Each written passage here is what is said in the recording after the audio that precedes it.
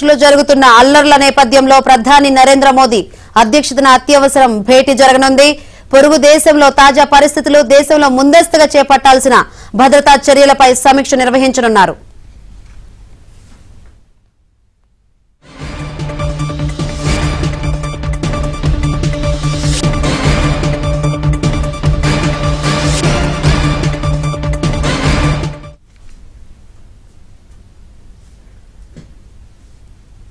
బంగ్లాదేశ్ లో జరుగుతున్న అల్లర్ల నేపథ్యంలో ప్రధాని నరేంద్ర మోదీ అధ్యక్షతన అత్యవసరం భేటీ జరగనుంది.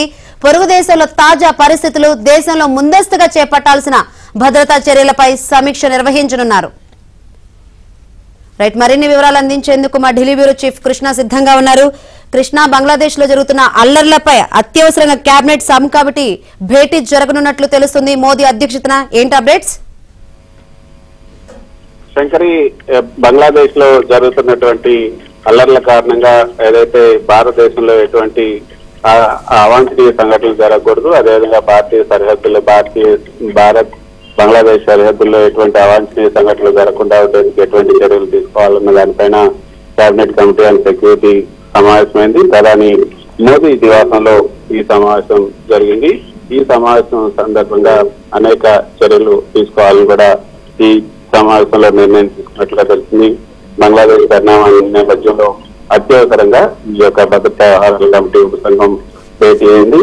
పొరుగు దేశంలో ఉన్నటువంటి తాజా పరిస్థితులు, అదేవిధంగా దేశంలో ముందస్తుగా చేపట్టాల్సినటువంటి భద్రతా చర్యలు, వీటన్నిటిపైన కూడా చర్చించారు. అయితే ఇప్పటికే బంగ్లాదేశ్ అదేవిధంగా భారత్ బోర్డర్ అయితే సీజ్ చేశారు. వాణిజ్య ఒప్పందాలను కూడా ప్రస్తుతానికి తాత్కాలికంగా నిలిపివేశారు.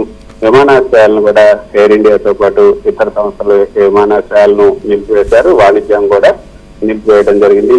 ప్రస్తుతం ఇండియాలో ఇండియా ఆశ్చర్యం కల్పిస్తుంది. ఇండియాకి షేక్ హసీనా వచ్చినారు, బంగ్లాదేశ్ మాజీ ప్రధాని.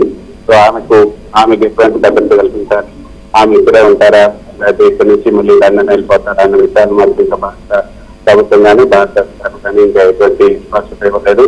అక్కడ రాజీనామా చేసి ప్రత్యేక బంగ్లాదేశ్ ఎయిర్పోర్ట్ విమానంలో నేరుగా ఢిల్లీకి వచ్చినటువంటి బంగ్లాదేశ్ మాజీ ప్రధాని షేక్ హసీనా ఇప్పుడు ఎక్కడున్నారు, ఆమె ఏం చేస్తున్నారు, ఆమెతో పాటు ఎవరెవరున్నారు, అధికారులతో జరిగినటువంటి సమావేశం ఏ విధంగా జరిగింది, వీటన్నిటి కూడా ఎక్కడ బయటికి రానిలేదు.